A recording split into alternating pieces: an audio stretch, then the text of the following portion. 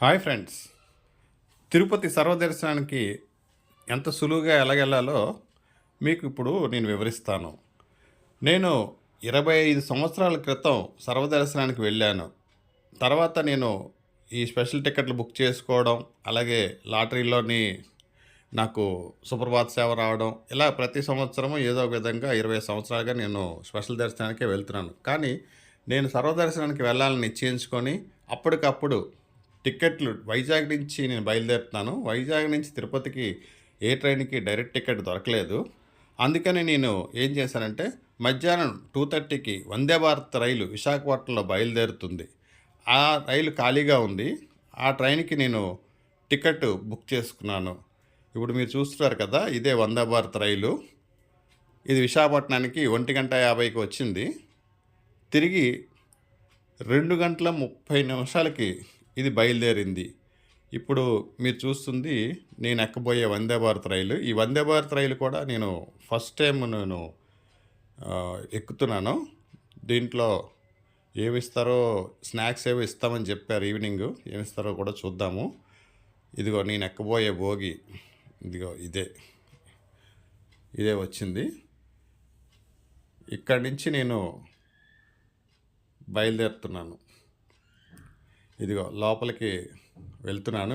Door open అవుతుంది. Door open అయిన తర్వాత నేను విండో సీట్ బుక్ చేసుకున్నాను. విండో సీట్లోని ఇదే నా విండో సీటు. ఇదంతా పాసింజర్లు ఎక్కుతున్నారు. ఇక్కడ చూసారా, ఇక నా విండో సీట్లో నేను కూర్చున్నాను. ఇక్కడి నుంచి నా ప్రయాణం విజయవాడ వరకు ఈ వందే భారత్ రైల్లో మొదలవుతుంది. ఇది గరిష్టంగా 127 కిలోమీటర్ల స్పీడ్తో వెళ్తుంది. మధ్య మధ్యలో కొంచెం తగ్గించినా సరే టైం అనేది వాడు కవర్ చేస్తాడు. ఇప్పుడు స్టాపులు కూడా పెంచారు. సామర్లకోట, ఏలూరు కూడా పెంచారు.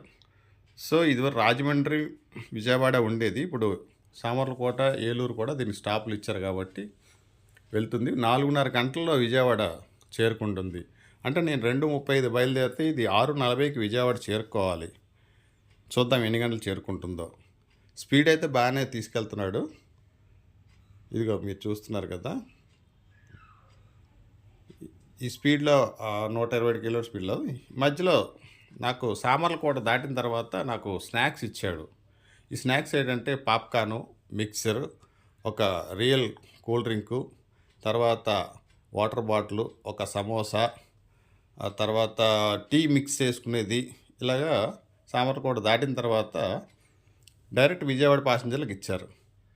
తర్వాత విజయవాడ ఇది విజయవాడ స్టేషను. నేను విజయవాడ 7:05 వచ్చింది ఆ రోజు. 6:40కి రావాల్సిన ట్రైన్ 7:05 వచ్చింది. 7:05 విజయవాడలో దిగాను. ఇక్కడి నుంచి నేను నర్సాపూర్, కోలం స్పెషల్ ట్రైన్ను బుక్ చేసుకున్నాను. అది నాకు చాలా కంఫర్ట్గానే ఉంది. ఇది ఇప్పుడు మీరు చూస్తున్నారు కదా, ఇది నర్సాపూర్ నుంచి వచ్చే కోలం ఎక్స్ప్రెస్ స్పెషల్ ట్రైన్ అనమాట. కొద్ది రేట్ ఎక్కువ, పర్వాలేదు. ఇది కూడా థర్డ్ ఏసీ బుక్ చేసుకున్నాను. ఇది నేను వందే భారత్ ట్రైన్ దిగిన పక్క ప్లాట్ఫారం మీదకే ఈ ట్రైన్ తీసుకొచ్చాడు కాబట్టి నేను ఎక్కడికి వెళ్ళాల్సిన పని లేకుండా అక్కడే ఉన్నాను. ఇదిగో నేను ఎక్కబోయే ఏసీ బోక్ కూడా వస్తుంది, చూపిస్తాను మీకు. ఇది విజయవాడ రైల్వే స్టేషన్లో. యాక్చువల్గా ఇది 7:20కి రావాలి, కానీ 7:40కి వచ్చింది. మళ్ళీ 8 గంటలకల్లా ఈ ట్రైన్ మూవ్ చేశాడు. ఇక B6లో నాది లోయర్ బెర్త్ అనమాట. నేను బుక్ చేసుకున్నాను. ఇది B6 కంపార్ట్మెంట్లోని లోయర్ బెర్త్. ఇదే నా బెర్త్. తీసుకున్నాను.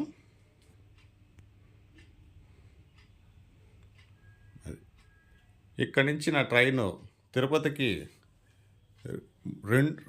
తెల్లవారుజాము 2:45కే తిరుపతి చేరుకున్నాను. ఇది తిరుపతి రైల్వే స్టేషను. ఇది కన్స్ట్రక్షన్ అది చేస్తున్నారు, కొత్తగా రీమోడల్ చేస్తున్నారు. ఇక్కడి నుంచి నేను బస్సులో వెంకటాద్రి నిలయం అని కొత్తగా కట్టారు, ఆ డార్మెటరీ ఇది. అక్కడే నా బస్సు తిరుపతి నుంచి తిరుమలకు వస్తుంది. బస్సు ఇక్కడే ఆపుతారు. సిఆర్ఓ కాంప్లెక్స్ బ్యాక్ సైడే ఉంటుంది. కొత్తగా ఇది ఓపెన్ చేశారు సెప్టెంబర్లో. ఇది చాలా కంఫర్ట్గా ఉంది. మీరు రూములకి వాటికి అక్కడికి వెళ్ళక్కర్లేదు. లోపలికి వెళ్ళగానే మీకు అక్కడ కౌంటర్ ఉంటుంది. ఆ కౌంటర్‌లోని మీకు ఇగో ఇలా స్లిప్ ఇస్తాడు. మీ ఆధార్ కార్డ్ చూపించుకొని లాకర్ ఇస్తాడు. అది పట్టుకొని మీరు ఏ ఫ్లోర్‌లోనే ఉందో ఆ ఫ్లోర్‌కెళ్ళి ఇగో ఈ లాకర్‌లోని మీరు ఎళ్లి మీ సామాన్లు భద్రపరుచుకొని మీరు ఒకవేళ రెస్ట్ తీసుకోవాలంటే అక్కడ ఒక దుప్పటి కూడా ఇస్తారు ఫ్రీగానే. 24 గంటలు ఉండొచ్చు. అక్కడే తలనీలాలు ప్లస్ ఉచిత భోజనం కూడా అందులోనే ఉంది. ఇప్పుడు నేను సర్వదర్శనానికి 6 గంటలకి నేను క్యూ లైన్‌లో వెళ్ళాను. ఎందుకంటే అక్కడ సెల్ ఫోన్‌లు అలౌ లేదు కాబట్టి మీకు ఎక్కడ విజువల్స్ చూపిస్తున్నాను. 6 గంటలకి క్యూ లైన్‌లోకెళ్తే నాకు రాత్రి 10 గంటలకి దర్శనం అని చెప్పి టోకెన్ మీద ఏశారు. కానీ ఆ వెంకటేశ్వర స్వామి దయ వల్ల నాకు 6 గంటలకెళ్తే ఉదయం 11 గంటలకే నాకు గేట్లు తెరిచారు. నేను 11:12కే స్వామివారి దర్శనం చేసుకొని బయటకొచ్చాను. బయటకొస్తే అక్కడ ఒక లడ్డు కూడా ఉచితంగా ఇచ్చారు. ఆ లడ్డూతో పాటు మరో 4 లడ్డులు కూడా తీసుకున్నాను. నేను ఆ స్వామివారి దర్శనం సర్వదర్శనానికి వెళ్ళాలని ఎప్పటినుంచో 20 సంవత్సరాలు బట్టి అనుకుంటున్నాను. వెళ్ళాను సర్వదర్శనానికి. స్వామి త్వరగానే 4 గంటల్లోనే సర్వదర్శనం నాకు చేపిచ్చారు.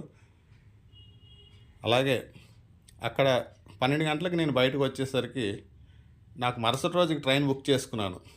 కానీ ఆ రోజే నాకు త్వరగా దర్శనం అయిపోవడంతో కరెంట్ రిజర్వేషన్ వైజాగ్ ఏమైనా ట్రైన్‌లో చెక్ చేస్తే కరెంట్ రిజర్వేషన్‌లో రాత్రి 9:50కి ఒక ట్రైన్ ఉంది.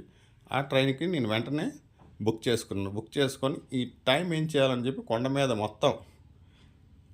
మొత్తం ప్లేసులన్నీ కూడా సాయంత్రం వరకు శుభ్రంగా తిరిగి అన్నీ చూసి స్వామివారి అన్నీ చూసుకొని ఇలా గార్డెన్‌లు అలాగే మిగతా కొండ మీద ఉన్న టెంపుల్స్ అన్నీ సందర్శించి నేను తిరుమలకి తిరిగి రాత్రి 7:20కి తిరుమలకొచ్చాను. అక్కడ టిఫిన్ చేసి 7:21కి సారీ 9 గంటలకి నేను తిరుగు ప్రయాణం ట్రైన్ ఎక్కాను. ఇగో తిరుగు ప్రయాణంలో గోదావరి మించి నా ట్రైన్ వెళ్తుంది. మధ్యాహ్నం 12 గంటలకల్లా నేను వైజాగ్ రైల్వే స్టేషన్‌కి చేరుకున్నాను. అక్కడి నుంచి నేను ఇంటికి 1 గంటకల్లా ఇల్లు చేరుకున్నాను. ఇదే ఫ్రెండ్స్, నేను ఒంటరిగా వెళ్ళాను. చక్కగా చేసుకున్నాను. మీరు కూడా ఇలా చేసుకుంటే చాలా బావుంటుంది.